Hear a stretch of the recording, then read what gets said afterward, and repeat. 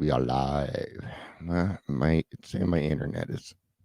There we go. All right. Good morning, everyone. So I hope everybody's having a good day. Um. So I sat down and had a conversation with a friend of mine yesterday. Um. About because I've asked people, hey, can you share? Can we do this? Can we do that? And I'm just gonna kind of go a different route. Without I guess I'm just not following by Facebook rules. So, and I don't know which rule I'm not following. I don't know if it's the being a good guy part. I don't know what I'm doing wrong, so I can't fix it right. So, not sure what happened, but you guys are going to see some changes, things like that. Um, but the changes you guys are going to see are mostly going to be upgrades, things like that. That's going to happen this week. Um, and then I'm getting into education. So, got another great podcast coming up today. It's going to be a lot of fun. Looking forward to doing it. So, I was at a meeting yesterday, and I was meeting with some friends, and then we were hitting a meeting, going to lunch, and man, I don't know. I don't want to say it was a bad meeting because I don't think I've ever been to a bad AA meeting, but I've been to thousands of AA meetings, and I just didn't feel the recovery in there, and I kind of had a hard time with that. Um, it kind of made me a bit too judgmental. Even now, I'm kind of being that way.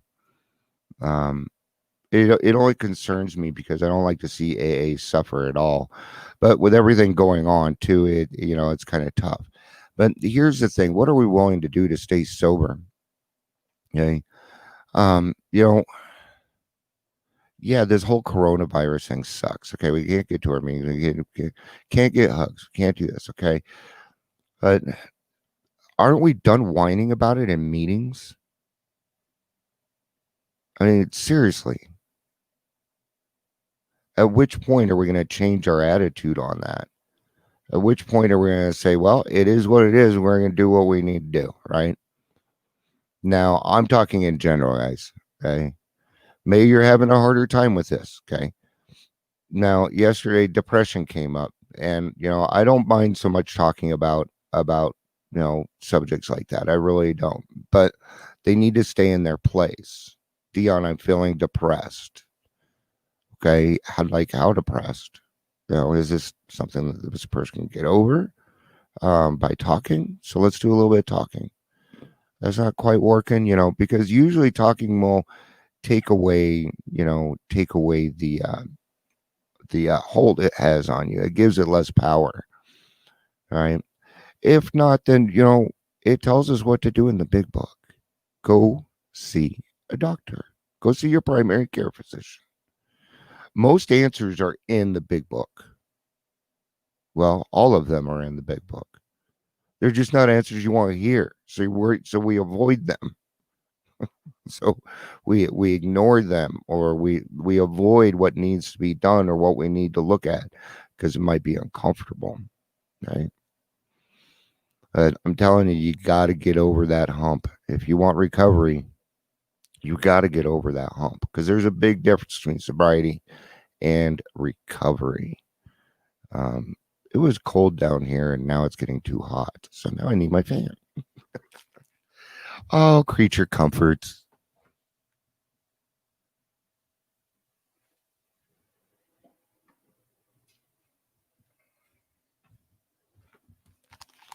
So since meetings are for newcomers, right? Let's stop with our whining about this. We have another day in recovery. All right. I'm I'm lucky to be alive. Okay. And I'm grateful for that. Um, so if you are having a harder time with it than you think that you should, then reach out, man. Reach out to me. There's people out there, you know. Before this all started, let's remember we had a crisis on our hands already, and it's no longer a crisis, now an epidemic. And it's the opiate epidemic. We have, let's not get into the stats, but we all know it's bad and it's getting worse. And, and we need it. What we need it to do is start to get better. How do we do that? Well, we all have to put our efforts. It's all done by effort and community. Reflection for the day. My progress in recovery depends in large measure on my attitude, and my attitude is up to me. What else needs to be said? Bye, guys. Oh, well, I mean, it really, I mean, that's what it comes down to. And my attitude is my choice. That is my option. Okay. Am I going to be able to stop the feelings that come towards me or the feelings that I feel? No. Okay. What I do with them is what matters.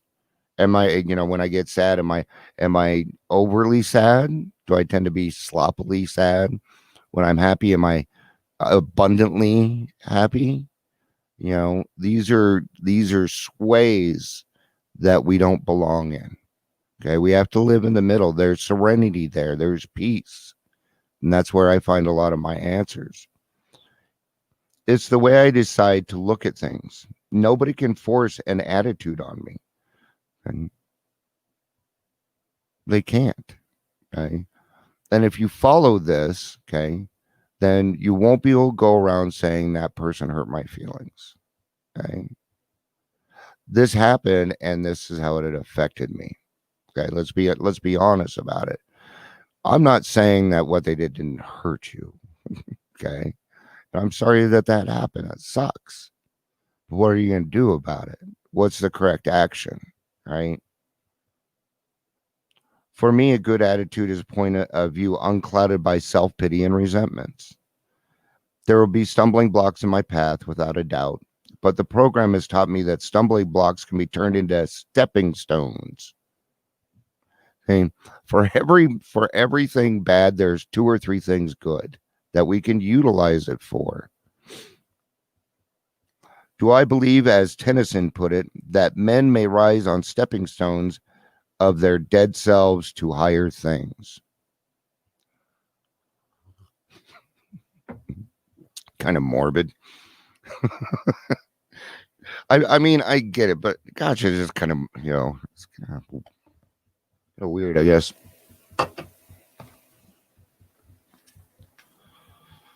I'm going to read out of The Family Afterward because I think that's where they talk a lot about the attitude of the alcoholic.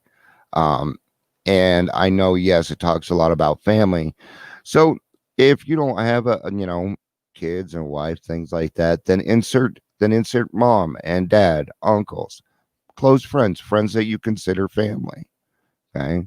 Oh, well, I don't have to read The Family Afterward. I don't even have any kids. Oh, what it's about. Okay. One more suggestion: whether the family has spiritual convictions or not, they may do well to examine the principles by which the alcoholic member is trying to live.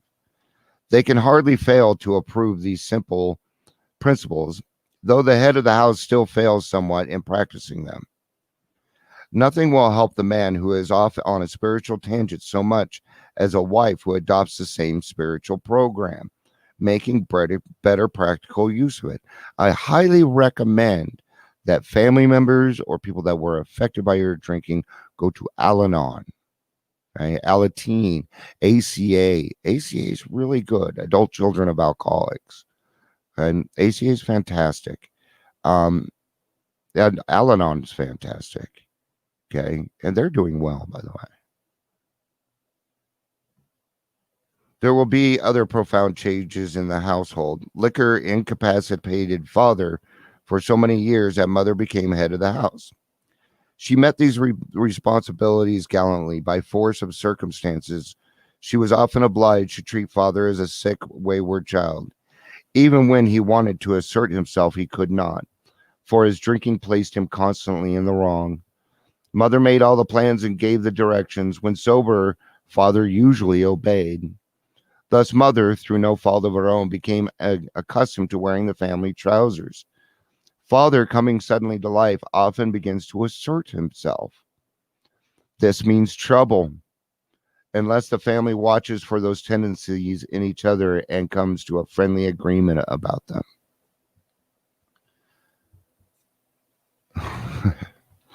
I don't really like to talk about my mother's drinking because I love my mother. Okay. But my mother was, yeah, she's in recovery. Okay. And my dad worked 2 jobs.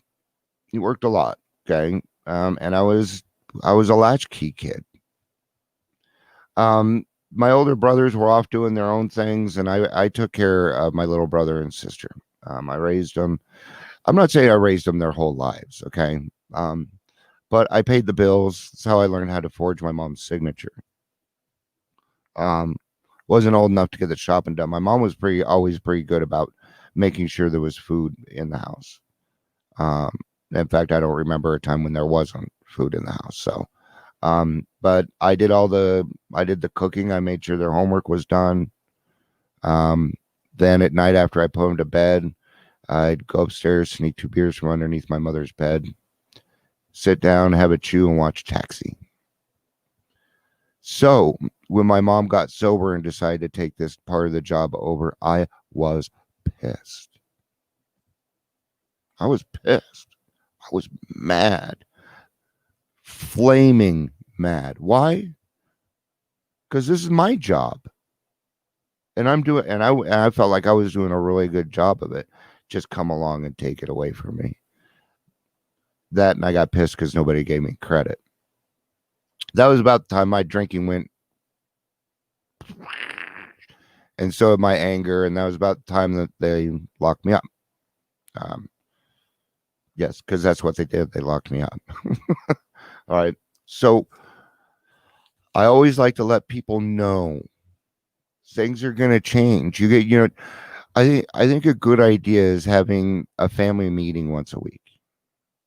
And family meetings aren't, family meetings aren't, they don't have to be bad. We have meetings here once a week.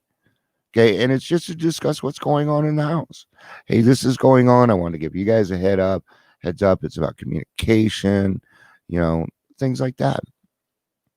So when the alcoholic sobers up, people tend to kind of surround them and take things over, and that's a mistake.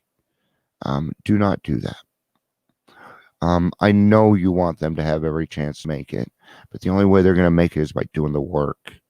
Okay. And you have to give them the chance to succeed. That you have to fail or succeed. You got to give them that chance.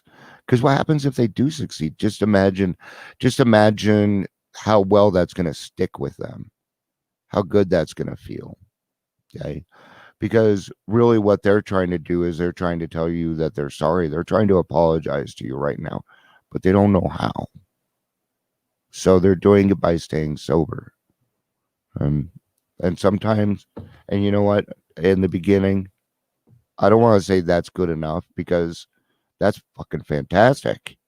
That's great stuff right there. But you got to, we all become sick from this disease and we all need help. Okay, whether we were drinking or not.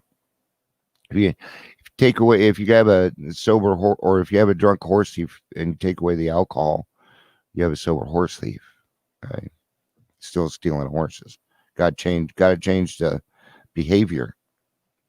Today I pray, may God help me cultivate a healthy attitude towards myself.